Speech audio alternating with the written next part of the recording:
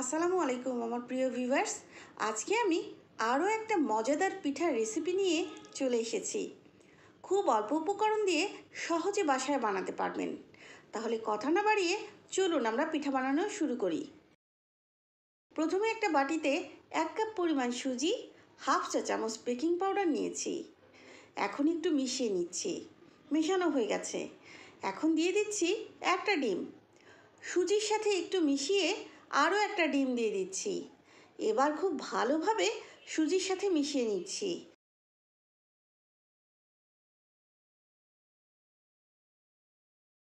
মেশানো হয়ে গেছে।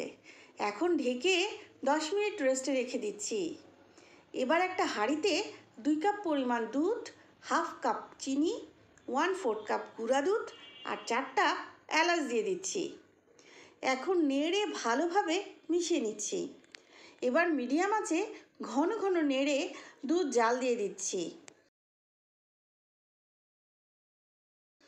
দুধ একবার ফুটে উঠলে এর মধ্যে কয়েক ফোঁটা হলুদ ফুড কালার দিয়ে দিচ্ছি। নেড়ে আবার মিশিয়ে নিচ্ছি। এখন দুধ জাল দিয়ে ঘন করে নিচ্ছি। দুধের মিশ্রণ অর্ধেক হয়ে গেলে এখন চুলা থেকে নামিয়ে ঢেকে একপাশে রেখে দিচ্ছি। 10 মিনিট পরে আমার সুজির মিশ্রণ একদম রেডি। এখন মিশ্রণ থেকে অল্প অল্প করে নিয়ে গরম তেলের মধ্যে ছেড়ে দিচ্ছি।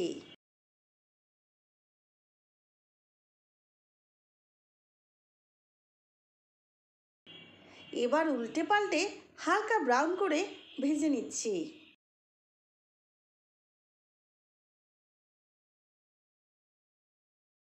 সুজির কালার যখন এরকম হবে তখন তেল ছেঁকে তুলে সরাসরি গরম দুধের শিরার মধ্যে ঢেলে দিচ্ছি।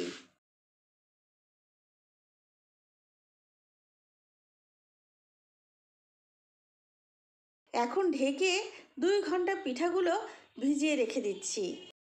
ভিউয়ার্স, ফিরে এলাম 2 ঘন্টা পরে। পিঠাগুলো ভিজে একদম নরম হয়ে গেছে। এখন একটা বাটিতে সার্ভ করে নিচ্ছি। এবার উপরে কিছু বাদাম ছিটিয়ে দিচ্ছি। সাজিয়ে নিচ্ছি সুন্দর করে। এই তো দেখুন ভিউয়ার্স, কি দারুণ হয়েছে দেখতে। খেতেও কিন্তু খুবই মজাদার হয়েছে। আবারও অন্য কোনো রেসিপি নিয়ে দেখা হবে ইনশাল্লাহ। সবাই সে পর্যন্ত ভালো থাকবেন, সুস্থ থাকবেন। আল্লাহ হাফেজ।